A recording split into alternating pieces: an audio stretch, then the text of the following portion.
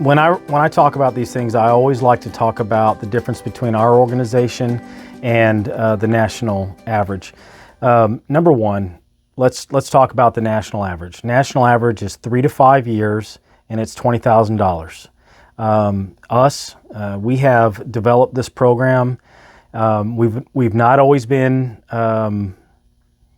It's come with trial and error. Okay, you got to understand. Going back to the history of forming this organization, I know I'm getting off subject, but I'm just gonna be real with everybody. I was at the end of my rope. I had considered suicide. I'd attempted suicide multiple times, and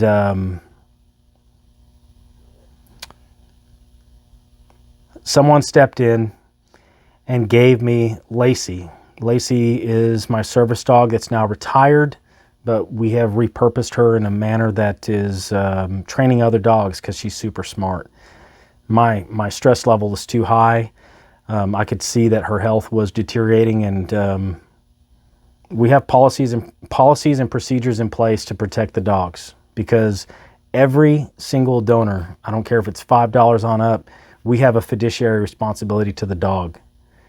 And so I retired Lacey. Lacey is now with Captain Tapper of Tulsa's Sheriff's Office, and Tapper is a wonderful volunteer. I hope to recruit her into the board one day. And she utilizes Lacey to train other dogs, and then once we get some of the basics done, you know, those dogs then go on to the next phase of training, and I'll talk about that. But I really want to answer this question. Warhawk PTSD Service Dogs understood that the cost of developing a dog and the time, let's be real. We are always, when we're talking about veterans, first responders, when we talk about the suicide rate in America of every 13 minutes, someone is killing themselves. And I knew when we formed this organization, I didn't want to be just about veterans, but we have an emphasis on veterans. The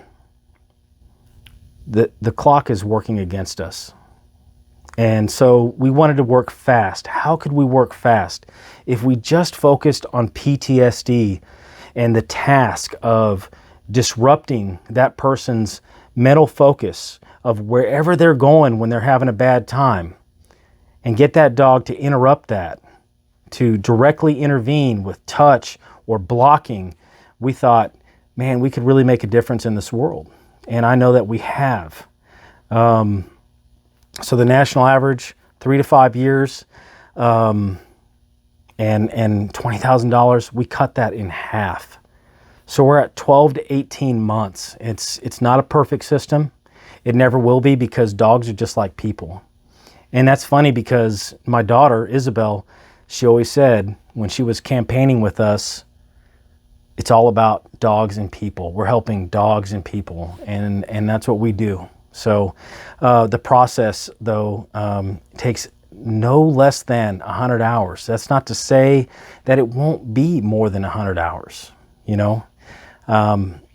Every dog is different, just like every person is different.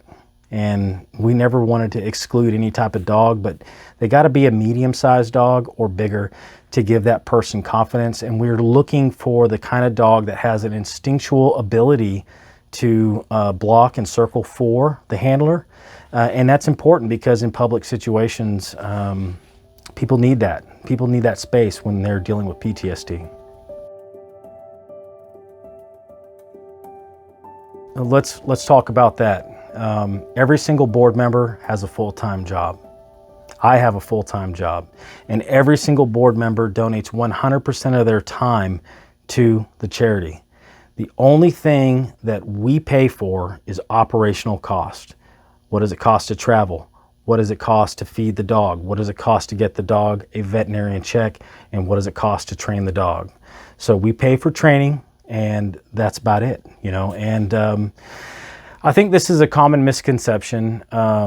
You know, people say, Kevin, you know, what does your dogs cost? And, you know, it's fluid. It's fluid because I don't know where I'm delivering to. I've always joked that I hope one day somebody from Hawaii applies, because I would really love to go to Hawaii and deliver that dog personally. But the fact of the matter is, if we look at today and we look at the rising cost of fuel, we don't necessarily fly our dogs. It's not to say that we haven't, but we don't necessarily want to fly the dog. We want to be able to stop. The airline industries have become so ingrained in being cost effective that to take a normal flight to somewhere might take you clear across the country somewhere else. And that's not the best environment for a dog. So we want to have that ability to stop, let the dog out. The dog's already stressed out because it knows it's going somewhere.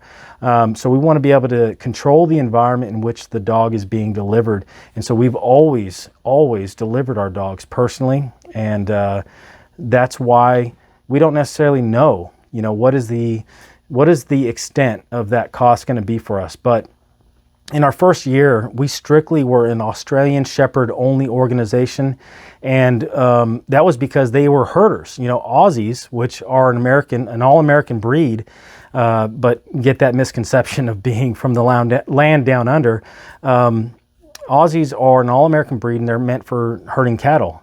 We found out really quick, because my first service dog was an Australian Shepherd, that, man, this ability to block and circle is an amazing thing. What if we can flip that for the person? And so, but we've since, we've grown into German Shepherds, German Short-Haired Pointer, the list goes on, right? But as long as they're a medium-sized dog and we think they have the intelligence to serve, that's what we do. But ultimately, if we were just negotiating a price of 100 hours at, say, $50 an hour, which no professional trainer charges, they charge way in excess of that. But if we can negotiate a good rate, you're looking at $5,000 at 100 hours. What if that dog exceeds 100 hours? And then what if that dog needs additional care that another different breed didn't necessarily need? It really is fluid. But we assessed, and it was $8,600 from start to finish for 12 months to 18 months, not counting delivery. And so that's where those costs come in.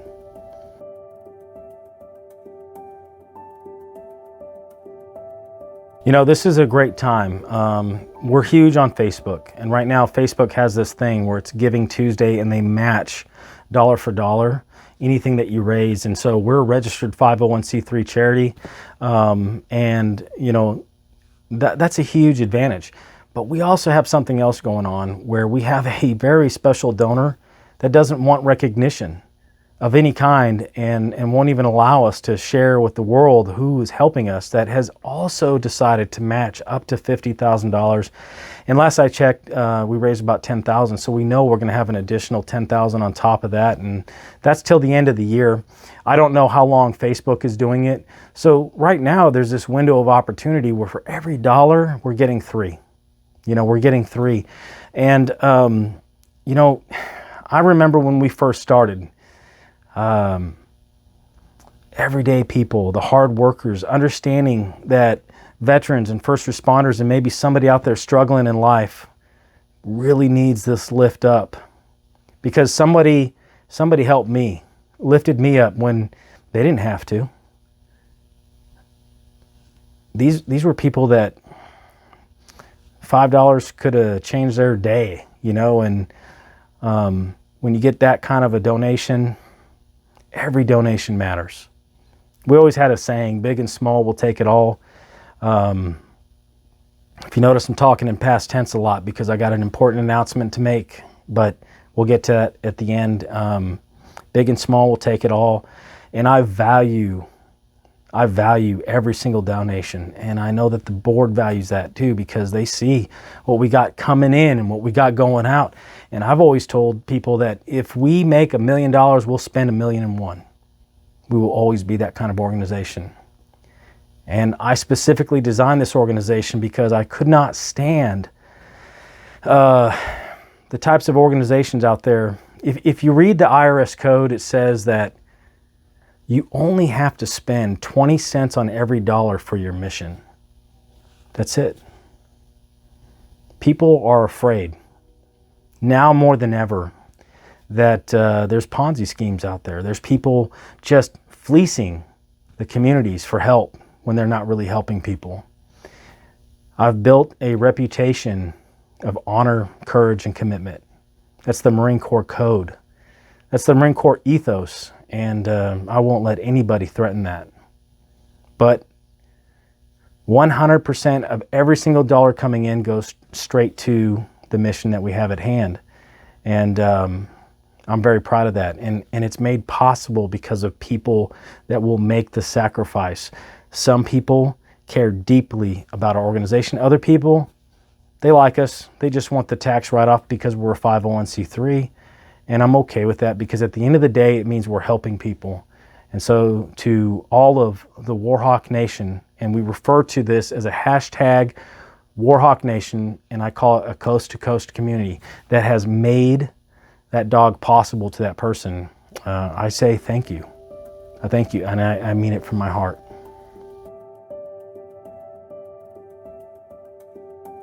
And as I communicate this announcement, it's very important that people understand that I'll still have some kind of a role in the organization. I'm not going away, but I'll have a limited in scope. You know, I have decided to set a precedent for a couple of reasons, and I'll talk about that. I think it's responsible to set term limits. You know, if you look at our founding fathers, George Washington, he set a term limit for himself when there were no term limits, and the IRS code says there's no real, you know, rule or restriction on this, but the IRS says 3 to 5 years. And I have served as president of Warhawk PTSD Service Dogs for 3 years by the end of this year. If you look back at our paperwork, we formed in January of 2019. We officially filed for nonprofit status in June of the same year, and in kind we applied for 501c3, so we were pending. In April of this year we were approved, which backdates us as a 501c3 charity all the way to the beginning. And this entire time I've served, so this is my 3rd year, and December 31st of this year I'll be standing down and letting somebody with new, fresh ideas and probably more tenacity than I have come in and take the reins. Until such time as the board can determine a suitable replacement, J.R. Becker, we call him War Vice because he's the vice president. We all have war names. I'm Warhawk because I used to wear a mohawk in Afghanistan. Guys would say, Mohawk man. I said, no, man, it's a Warhawk. We're at war and we got to win this thing. And when I chose the name of this organization, I said, it's not about being at war. It's about, we're still at war even though when we make it home. When we make it home, we still have a war. It's a war of the mind, you know, and we got to stop people from killing themselves. So War Vice will be interim vice president of the organization. And this is hard, man. This is so hard because this is my baby. I've poured so much financial commitment into this thing, and time and energy at the expense of my family and at the expense of my own health. Last year I battled prostate cancer, and my health hasn't been great since then. I fought it, I won, and my health has been deteriorating. I used to be a skinny guy. Last year I was really skinny. This year I'm not. And so I'm recognizing that it's time to have a conversation with myself.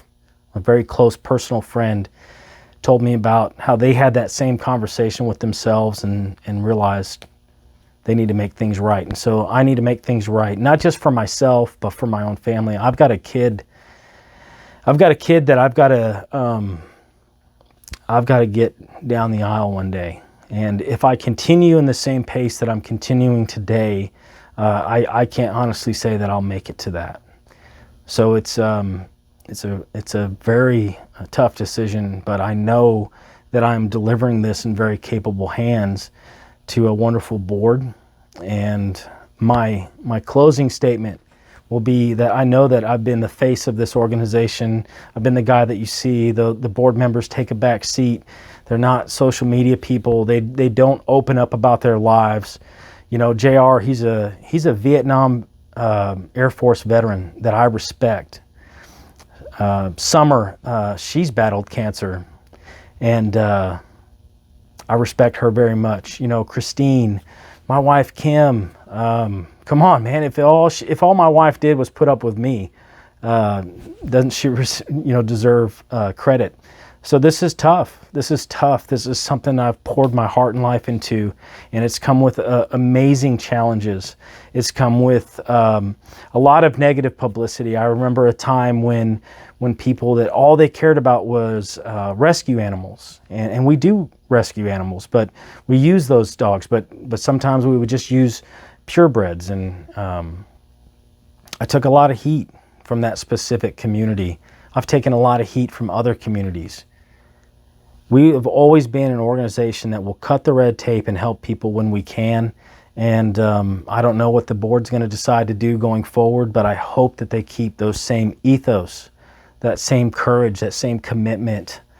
But it's time for me to let go and take a limited in scope capacity to how I support this organization for the betterment of my own health and my family. And I hope people can understand that.